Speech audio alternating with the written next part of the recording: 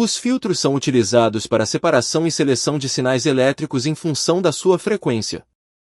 Se observarmos os componentes passivos básicos e supondo que estes são ideais, as resistências não variam de valor com a frequência. No entanto, a reatância de uma bobina cresce proporcionalmente à frequência, enquanto que a capacitância de um capacitor diminui com a frequência.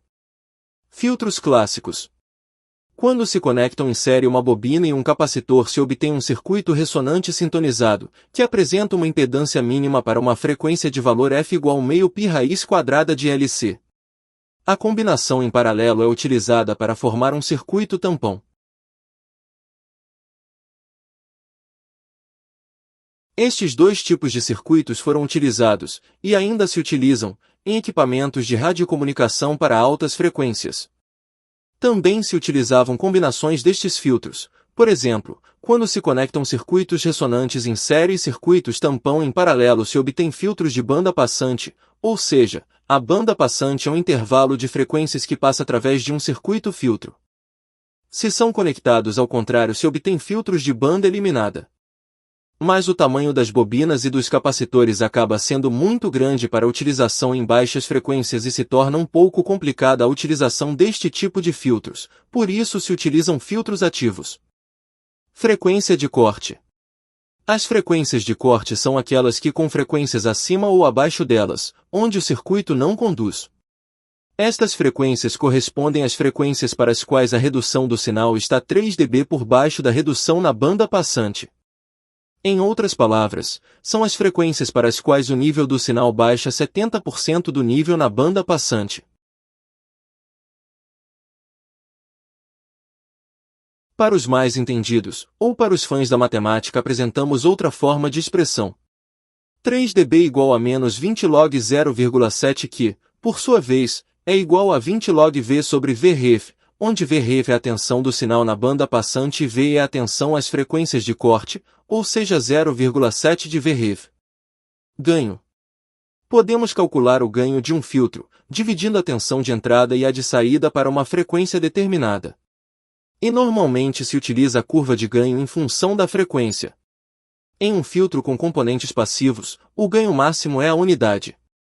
Em um filtro ideal, o ganho na banda passante é a unidade, mas nos filtros reais lhe fixamos 100% para poder definir a frequência de corte ao 70% do ganho na banda passante.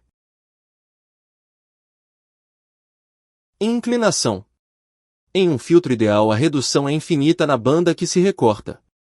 Isto na realidade não é assim e a curva do ganho não cai em vertical a frequência de corte, mas sim tem certa inclinação, ou seja, a atenuação aumenta de maneira gradual. Quanto mais vertical, mais se aproxima ao filtro ideal.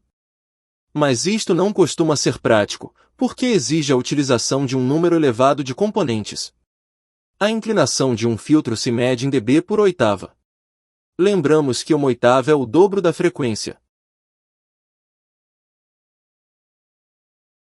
Para calcular a inclinação se mede o nível de sinal para duas frequências na banda reduzida, separadas um número exato de oitavas, se calcula o seu quociente e se calcula o logaritmo do resultado obtido. Se multiplica por 20 e se divide pelo número de oitavas que separam estas frequências. Filtro passa-baixa. O filtro passa-baixa deixa passar os sinais cujas frequências estão abaixo da frequência de corte e reduz as que estão por cima. Filtro de banda. Um filtro de banda, tal como o nome indica, deixa passar uma banda de frequências compreendidas entre duas frequências, denominadas frequência de corte superior e frequência de corte inferior. A diferença entre ambas se denomina largura da banda, BW. A frequência para a qual a atenuação é mínima, ou seja, a frequência para a qual o ganho é máximo, se denomina frequência central, ou FO. O fator de qualidade do filtro se representa pela letra Q e dá a ideia da qualidade do filtro, dividindo-se a frequência central pela largura da banda. Filtro de banda eliminada. Este tipo de filtro costuma ser muito estreito e apresentar uma forte atenuação para uma frequência determinada, e normalmente é utilizado para eliminar uma frequência.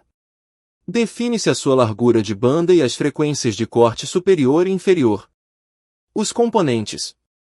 Os filtros, para serem considerados ideais, se construiriam com bobinas e capacitores ideais, deixariam passar umas frequências e recusariam outras, armazenariam energia em alguns instantes e a soltariam em outros.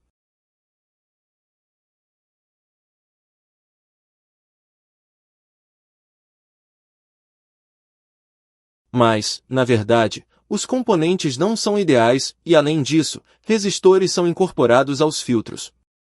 Por outro lado, as bobinas costumam ter um custo alto e ter um volume elevado, especialmente para as baixas frequências, onde se procura realizar os filtros com capacitores. Se isto não é suficiente, se recorre à utilização de filtros ativos, que estudaremos em outro momento. Os filtros são empregados para diferentes escalas de frequências, desde circuitos de micro-ondas até a baixa frequência de áudio. Todos têm os mesmos parâmetros básicos, mas a forma de realizá-los, os componentes e o aspecto final são muito diferentes uns dos outros. Nunca desista!